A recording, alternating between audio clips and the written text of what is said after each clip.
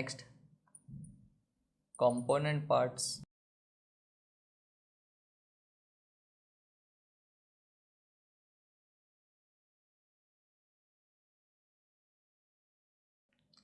So next component parts of computer. Okay, कौन कौन से पार्ट्स होते हैं? तो मेनली वैसे हमने आगे भी डिस्कस किया, बट यहाँ वापस देखते हैं। तो 3 parts are main in computer. सबसे पहले इनपुट यूनिट। इनपुट यूनिट तो जहाँ से डेटा इंसर्ट किया जाता है, वो सारे जो पार्ट्स है उसे हम लोग इनपुट यूनिट्स बोलेंगे। ओके, तो जनरली कीबोर्ड या माउस का हम लोग यूज़ करते हैं डेटा इंसर्ट करने के लिए, या तो फ्लॉपी डिस्क यूज़ करते बट फिर हम लोग मैग्नेटिक टैप यूज़ करते, स्कैनर यूज़ करते। तो वो सब अलग अलग यूनिट का हम लोग यूज़ करते, अलग अलग हार्डवेयर का यूज़ करते जिसके हम लोग डेटा इंसर्ट कर सके। Okay, so first input unit. Second है central processing unit. Central processing unit जिसे हम लोग सीपीयू से जानते हैं। Okay, central processing units it is a brain of computer, क्योंकि जो भी डेटा इंसर्ट करोगे पूरी प्रोसेस होगी सीपीयू में। अब सीपीयू को यहाँ हम लोग 3 पार्ट्स में डिवाइड करते हैं। सबसे पहले उसके अंदर है, सो फर्स्ट है उसके अंदर main memory units. Main memory units, तो मेन मेमोरी यूनिट के अंदर जनरली जो हार्ड डिस्क होती है, तो हार्ड डिस्क जो डेटा स्टोर करती है। ओके, स्टोरेज यूनिट जिसे हम लोग बोल सकते हैं मेन स्टोरेज यूनिट्स। बस, तो जो हार्ड डिस्क है, हार्ड डिस्क के अंदर डेटा स्टोर किया जाता है। उसके साथ साथ आप एक्सटर्नल स्टोरेज भी यूज़ कर सकते हैं बट डेटा स्टोर करने के लिए, जो सीपीयू में हम लोग अटैच कर सकते हैं। ओके, सो एक मेन मेमोरी यूनिट। सेकंड है एरिथमेटिक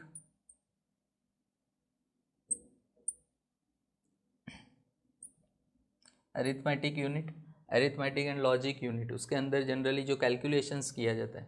ओके, तो कैलकुलेशंस, एडिशन, सब्ट्रैक्शन, मैथ्स जहाँ यूज़ होता है, पर मैथ्स या साइंस जिसमें यूज़ किया जाता है, सो वो अरिथमेटिक यूनिट अभी सेंट्रल प्रोसेसिंग यूनिट का ही पार्ट है। Okay, so in short process जो होती है, वो प्रोसेस के हम लोग यहाँ पर 3 पार्ट्स कर रहे हैं। एक मेन मेमोरी यूनिट है, मेन स्टोरेज यूनिट्स है, सेकंड अरिथमेटिक यूनिट है, एंड थर्ड है कंट्रोल यूनिट। कंट्रोल यूनिट का काम क्या है कि जो कमांड पर्सन ने प्रोवाइड किया है वो कमांड पे वर्क करना। पर क्योंकि ब्रेन का मेन वर्क यही होता है सीपीयू का, पर कि जो कमांड उसे दिया गया है वो कमांड पे वर्क करे और उसके बेस पे आउटपुट तैयार करे। ओके, सो वो कंट्रोल यूनिट का काम है। पर ये स्टोरेज जो स्टोर करता है, जितना भी डेटा आपने इंसर्ट किया वो सब डेटा को स्टोर करेगा, स्टोरेज यूनिट जिसे मेमोरी यूनिट। जो कैलकुलेशंस करने हैं उसके लिए अरिथमेटिक यूनिट यूज़ होता है, और जो डेटा के ऊपर वर्क करेगा मतलब प्रोसेस करेगा, बट उसको कंट्रोल यूनिट बोलते हैं। ओके, और थर्ड जो है वो output unit. But third component part में आउटपुट यूनिट आएगा। आउटपुट यूनिट कि जो डेटा आपने इंसर्ट किया था उस पर प्रोसेस किया, जो आपको आउटपुट मिला, तो आउटपुट हम लोग 2 तरह से ले सकते हैं। एक डायरेक्ट मॉनिटर पे स्क्रीन पे देख सकते हैं, या तो फिर हम लोग उसे प्रिंट कर सकते हैं। ओके, सो प्रिंट आउट ले सकते हैं, जो भी आपने लिखा हुआ है डेटा में वो सब प्रिंट ले सकते हैं। ग्राफ और उसके लिए प्लॉटर कई बार यूज़ होता है, सो ग्राफ या तो चार्ट अगर डायरेक्टली आपको लेना हो तो उसके लिए प्लॉटर, जो कि सो प्रिंटर यूज़ किए जाते हैं जनरली हार्ड कॉपी में कन्वर्ट करने के लिए। ओके, सो ये 3 मेन कंपोनेंट पार्ट्स है कंप्यूटर के।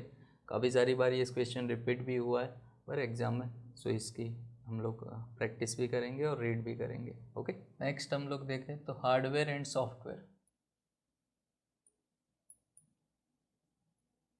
वैसे नॉर्मली इन सबको पता है हार्डवेयर क्या होता है, सॉफ्टवेयर क्या होता है। हार्डवेयर मीन्स कंप्यूटर का ऐसा पार्ट जिसे हम लोग फिजिकली देख सकते हैं। ओके, जिसे हम लोग टेंजिबल पार्ट बोलते हैं, जिसे हम लोग देख सकते हैं, टच कर सकते हैं, तो वो सब हार्डवेयर में आता है। ओके, सो हार्डवेयर नॉर्मली डेटा को इंसर्ट करने के लिए, या तो डेटा का आउटपुट लेने के लिए, प्रिंट आउट लेने के लिए, तो जो हम लोग को कंप्यूटर में कीबोर्ड पर या तो माउस या तो मॉनिटर, प्रिंटर, सीपीयू, ये सब हार्डवेयर हो गए। बट जिसे हम लोग देख भी सकते हैं, टच भी कर सकते हैं, तो वो सारे मशीन जो पार्ट्स हैं वो हार्डवेयर आ गए। सॉफ्टवेयर मतलब जो डेटा को प्रोसेस करने के लिए जो अलग अलग डिज़ाइनिंग हम लोग यूज़ करते हैं, प्रोग्रामिंग जो यूज़ करते हैं, ऐसे जो एप्लीकेशंस है उसे हम लोग बोलते हैं सॉफ्टवेयर। ओके, काफ़ी सारे सॉफ्टवेयर्स अब यूज़ होते हैं अलग अलग प्रोसेस करने के लिए, अलग अलग वर्क करने के लिए। सो वो सॉफ्टवेयर जिसे हम लोग जनरली टच नहीं कर सकते, ओके, जो इनटेंजिबल होता है। बट जैसे हम लोग इनटेंजिबल असेट्स पढ़ते हैं, गुडविल, पेटेंट, उसी तरह से इनटेंजिबल जो पार्ट है कंप्यूटर का, it is known as software. Okay, next जो क्वेश्चन है वो reviewing it's security.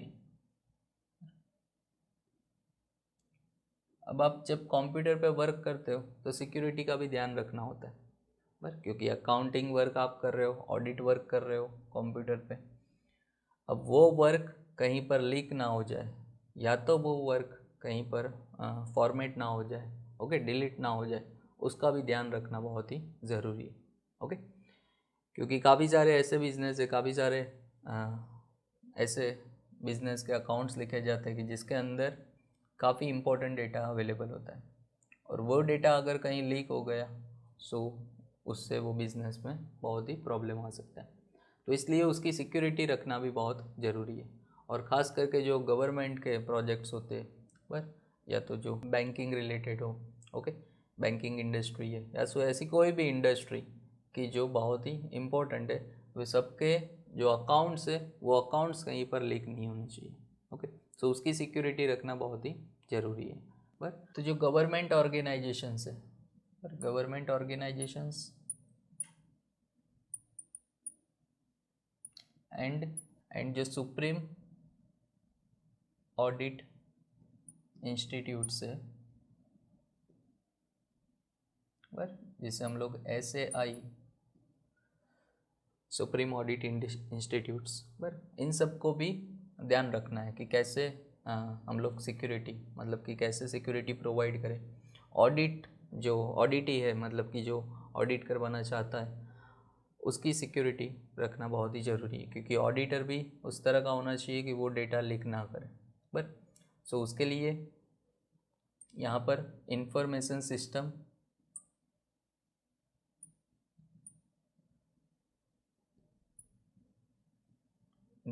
System security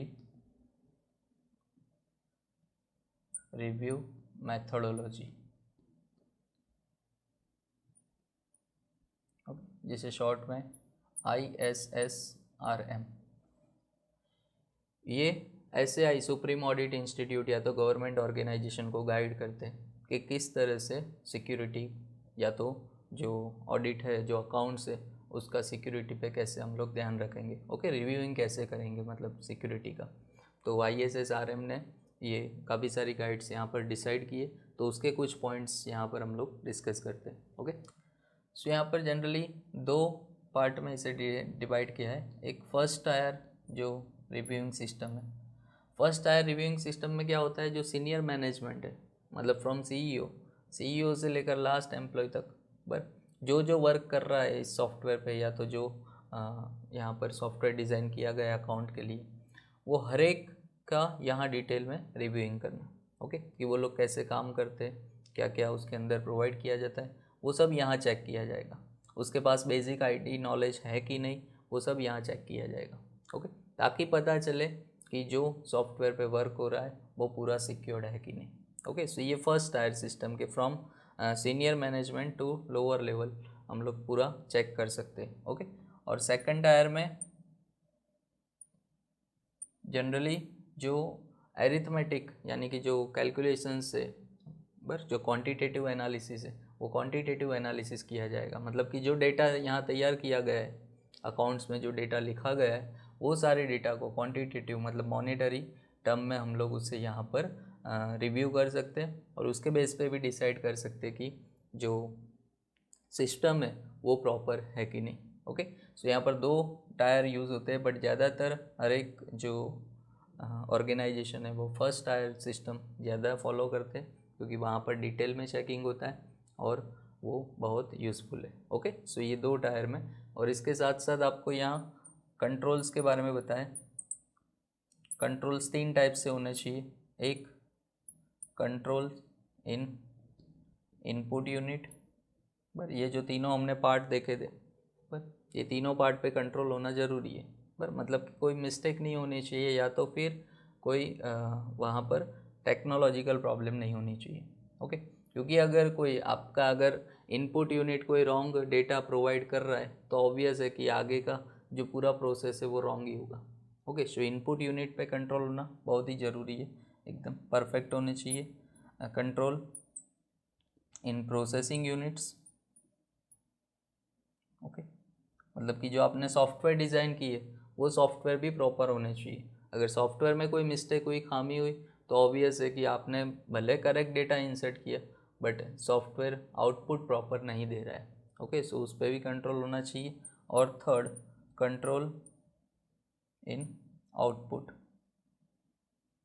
okay, output unit पे भी कंट्रोल होना उतना ही ज़रूरी है, क्योंकि आउटपुट जो रिज़ल्ट है पर, और अगर रिज़ल्ट आपको प्रॉपर नहीं मिला तो आगे दोनों प्रोसेस हमारे लिए वेस्ट हो जाएगी। क्लियर?